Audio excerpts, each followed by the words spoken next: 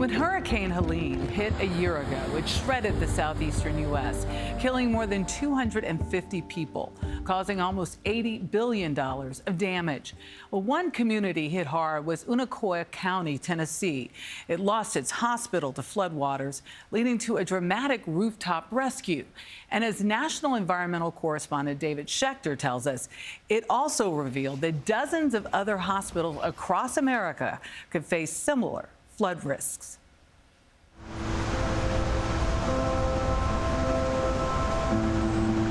Do you think people adequately respect what the river could do? I think they respect it more now than they ever have. Jimmy Irwin has worked in emergency services in Unicoi County, Tennessee, since he was a teenager. He's one of many people here who never envisioned what Hurricane Helene could do to the county's now abandoned hospital.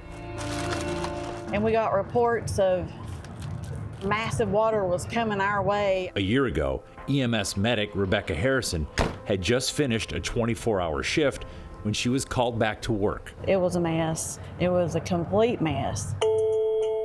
County officials, fearing the hospital would flood, ordered all patients evacuated from Unicoi County Hospital.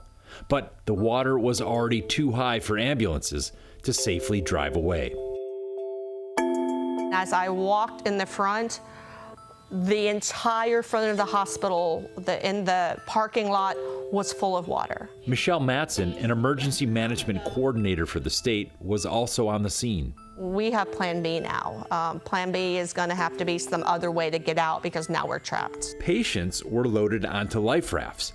For everyone else, the fire department put its ladders to work. If it hadn't have been for them and their ladder, it would have been a different story because there was no way to get on the roof. Angel Mitchell was at the hospital that day visiting her mother, who was now floating on a raft, while Angel was on the roof.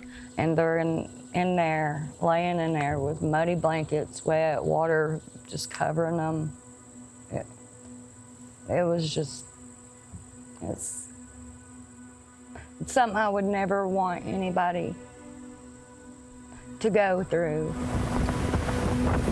When we drive over rivers, we drive over bridges, and you look down at those big concrete slabs thinking, oh, there's no way those can float. Those float when water is strong enough. And it was just like, there's no way one's not gonna hit us. I started making phone calls. I have a special needs child, trying to make sure one of his older sisters or brothers, was going to take care of them, and just telling them to be good and to make good life choices just in case this thing went south, that I loved them. We're standing there on the roof, and I looked out in yonder, and here comes helicopters, and I went, that's Virginia State Police.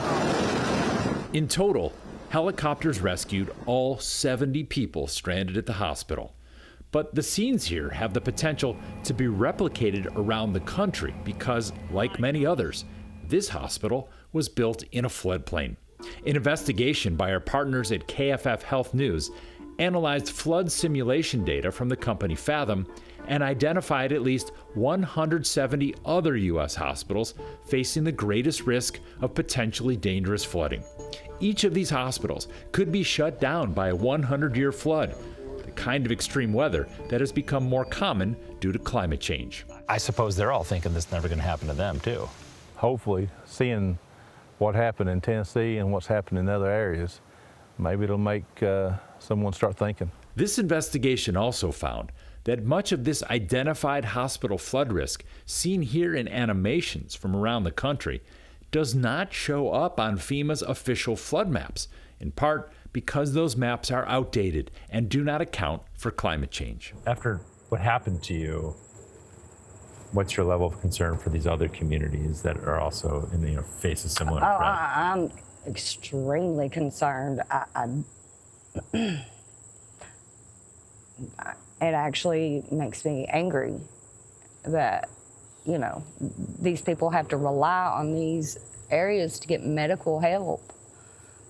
And they're dangerous. People go to the hospitals for help, not to be caught in a situation where no one can help them. After losing their hospital, many here hope that other communities with hospitals at risk will better understand the kind of destruction that's increasingly possible on a warming planet.